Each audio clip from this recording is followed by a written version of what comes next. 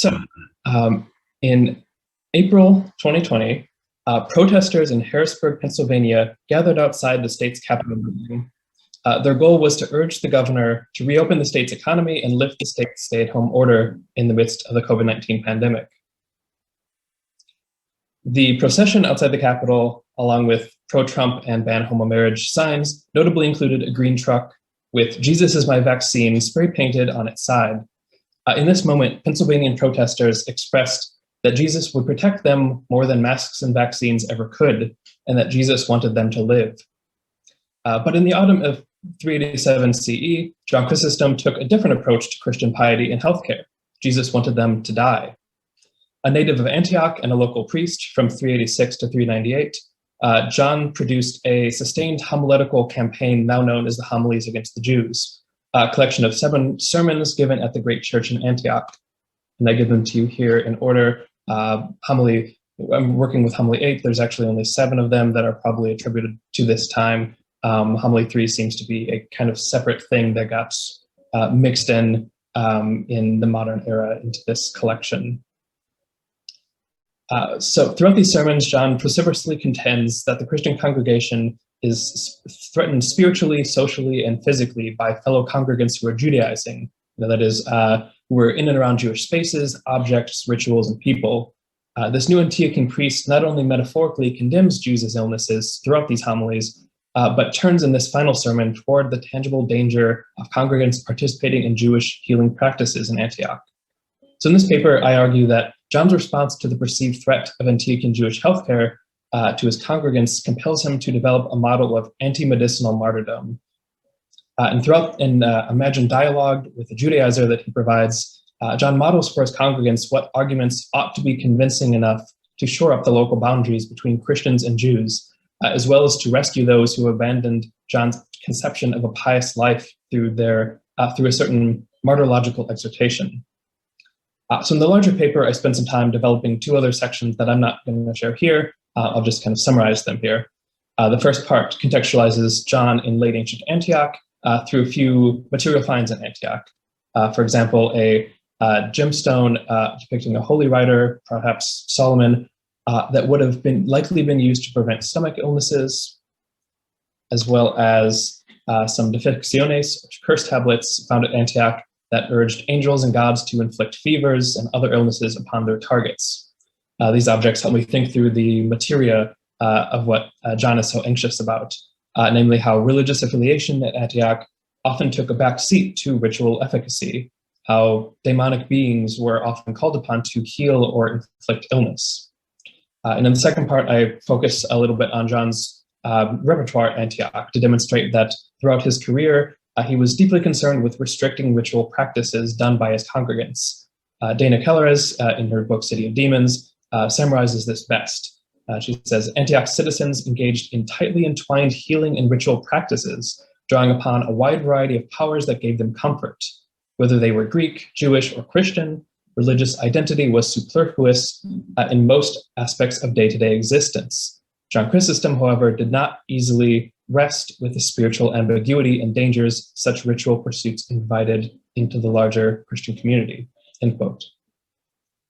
So in his instruction to catechumens and homilies on 1 Corinthians, Colossians, Titus, and these homilies against the Jews, John laments and lambasts those who use charms and amulets, those who encircle themselves with golden coins of Alexander the Great, those who allow who he calls drunken old women into their homes to perform rituals, and those who use mud or red string or bells as apotropaic mechanisms. In all of these scenarios, John offers alternatives such as the sign of the cross or a counter-incantation against Satan. Homily 8 is different, though. It hasn't been explored in as much depth as these other examples. The recent work of Kelleres, for example, touches on this homily and notes that John is producing this, she calls it a well-rehearsed choreography of questions, formulae, and exhortation, and that this is done in order to win over and exercise these demonically controlled Judaizers. I think this is right, and I want to build upon this by asking less about how John depicts Judaizers as demonically influenced, and more about what John conceives of as an ideal Christian, a person who mimics exemplary biblical examples conveniently given by John, such that they keep their distance from Jewish healing practices and die as a martyr rather than betray their piety. Rather than the sign of the cross, John turns to martyrdom as a mechanism that can combat health-related impiety.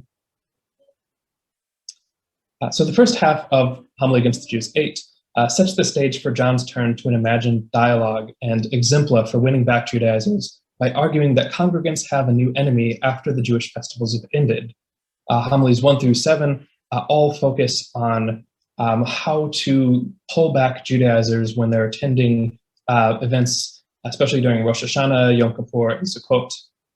But in Homily 8, he notes right away, gone is the fasting of the Jews, or rather the drunkenness of the Jews.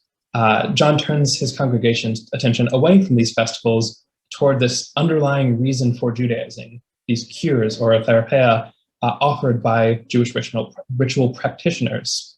And here John sets the stage for a congregant's encounter with the Judaizer in their own house. Now, I'm going to skip over that one and present this one to you. Actually, no, I'm going to go back to this one. I apologize. So John calls on his congregants to interfere and meddle, that they're supposed to go into households of Judaizers, and if they don't know them well enough, take a friend or relative with, and kind of start a conversation in small talk in a different way that doesn't make clear your purpose for the visit is to kind of reconvert these Judaizers from their practices. So John opens his imagined dialogue with a series of commands that will position congregates to most effectively confront Judaizers. And at this point in the sermon, John turns to what he imagines will be the most substantial excuse a Judaizer will have in response to a congregant's accusations, Jewish healing practices. So he says, suppose he says to you, they promised to make me healthy, make me well, and so I go to them. Then you must reveal the tricks they use, their incantations, their amulets, their charms, and their spells. So even though John posits the Judaizers' mention of healing practices as an excuse that might come up, it quickly becomes John's sole concern in the sermon. In his direct speech to the Judaizer, John goes so far as to argue that it's better to die than to run to God's enemies and be cured that way, destroying the soul. Since a healthy soul should be more important to a Christian than a healthy body. Here, John presents kind of two arguments in tension. On one hand, he says that Jewish healing rituals aren't efficacious, they aren't genuine, but he also says that they are efficacious for the body, but damage the soul. Not only does John provide stock arguments for his congregants and model such dialogue by speaking in first person to these hypothetical Judaizers, but he gives a voice to the Judaizers' own consciences. He suggests that both reason and conscience afflict Judaizers for visiting Jewish healers, and that such internal affliction upon the soul is worse than any fever. He puts here, right, that if you can put up with your fever for a while and scorn those who try to chant or give you an incantation or tie an amulet to you, but even if you recover, even the thought of sin leaves you worse off than if you had just dealt with your fever the first time.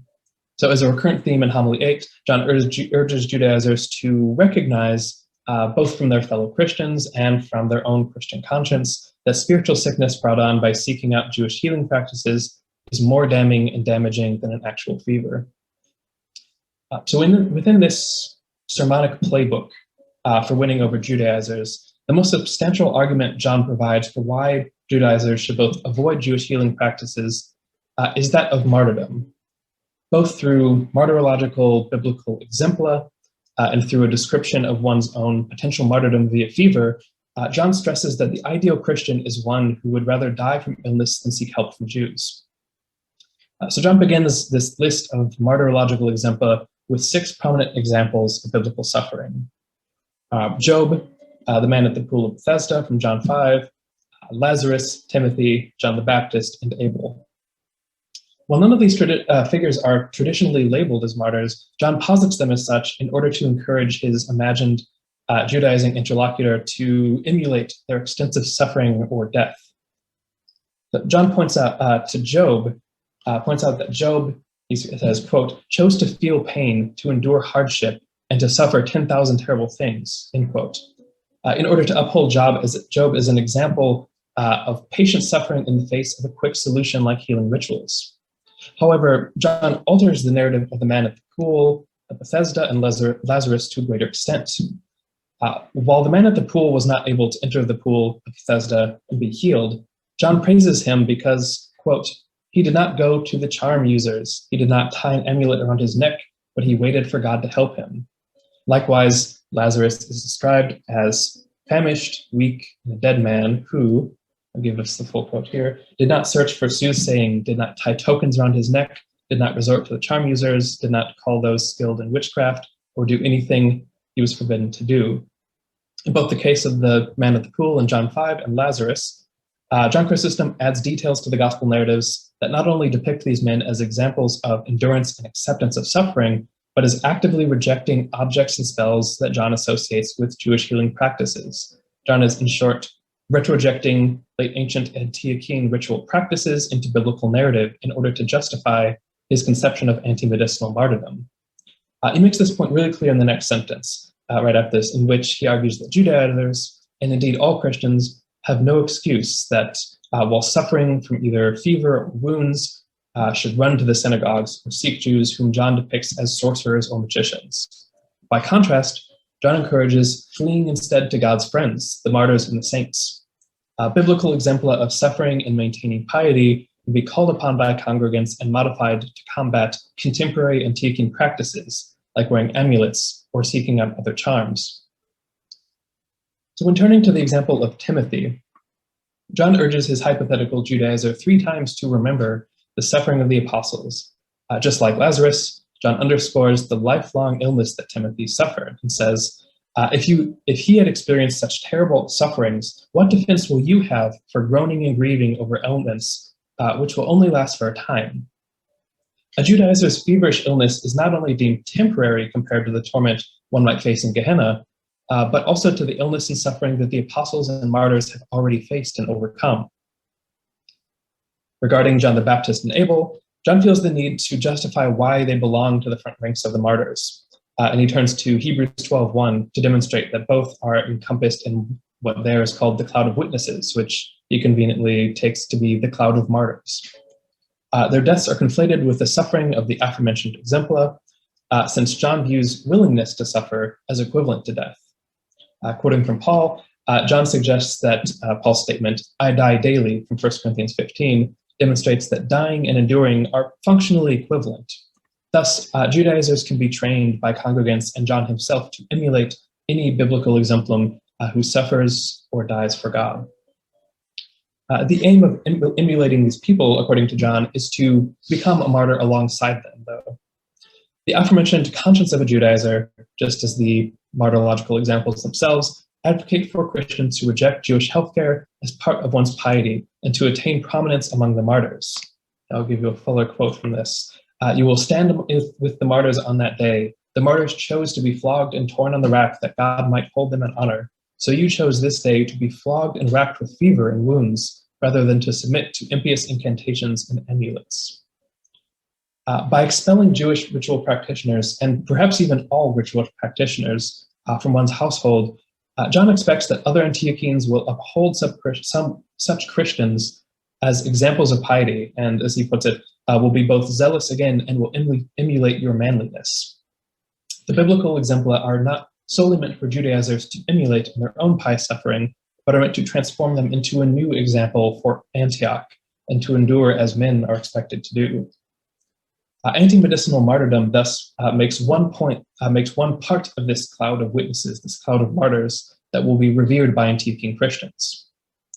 And perhaps most fascinatingly, John portrays rejection of healing practices as one of the most noble sacrificial acts one can perform. In this mock dialogue with the Judaizer, John argues that when a sick Christian dies, Christ himself will take them by the hand and lead them to center stage in heaven before angels to receive praise beyond compare. He says, if Christ leads you to the center, if Christ leads to the center those who gave drink, those who clothed and fed him, he will do this all the more for those who endured fevers for his sake. Giving food and clothing is not equal to enduring a long-term disease. To endure disease is a much greater thing, and the greater the pain, the more glorious the reward. So John here modifies the parable of the sheep and the goats from Matthew 25 so that Antiochene Christians can outperform those whom the Matthean Jesus welcomed to the kingdom of God. Once more, we see that endurance is exemplary of piety, and that death by illness, especially painful illnesses, is praised by Christ himself as the greatest example of endurance and obedience. One can be both an example on earth and in heaven by rejecting healthcare. So in the end, John urges his congregants and the Judaizers to seek the martyr's crown above all else. In particular, John finds that death by illness is a type of martyrdom commensurate to suffering and death of the biblical examples. Nicholas says that by doing this, one achieves the perfect martyr's crown. And that a martyr is not only made one when ordered to sacrifice and choosing to die, but also when they shun any practice and by shunning it, bring on death. Much as how John modified biblical narratives to cast sick characters as martyrs, John also recalibrates a conventional understanding of martyrdom based on one's refusal to sacrifice in the Roman imperial cultic system. In its place, John offers a new definition of martyrdom: rejection of any non-Christian, as he sees it, practice that leads to a Christian's death. Thus, the offer of Jewish healing rituals becomes a moment for the Judaizer and for all Christian congregants to demonstrate their piety and to choose a martyr's death over bodily health. We see this perhaps most clearly in the example that I give here on the screen about John's discussion of Abel, that if you do this, if you reject the incantations, the spells, and the charms, and if you die of your disease, you will be a perfect martyr. Even though others promised you relief along with impiety, you chose death with piety. John, with his congregants as his mouthpiece, offers Judaizers a choice: live an impious life or be willing to be sick for God. So to conclude briefly, Homily 8 sheds light on how John reformulated biblical texts and traditions to respond to local ritual practices of healing and to the role of the demonic in making such practices effective. To counter the ambiguity of religious affiliation and the importance of utilizing whatever healing practices were effective, John produces new details about biblical characters and redefines martyrdom in order to win back Judaizers. For a Chrysostomian Christ follower who is convinced by this homiletic argument, one's piety and status as a Christian depends on what buildings one visits, what objects one encounters and obtains, and what people or deities one turns to in times of need. Unlike his other homilies that discourage congregants from ritual healing practices by providing a sign of cross as a replacement or something of that sort, in Homily 8, John offers anti-medicinal martyrdom, an emulation of biblical heroes. For John, a sick Christian's death is an honorable martyrdom for those trapped amidst a marketplace of demonic and impious healing practices. Thank you.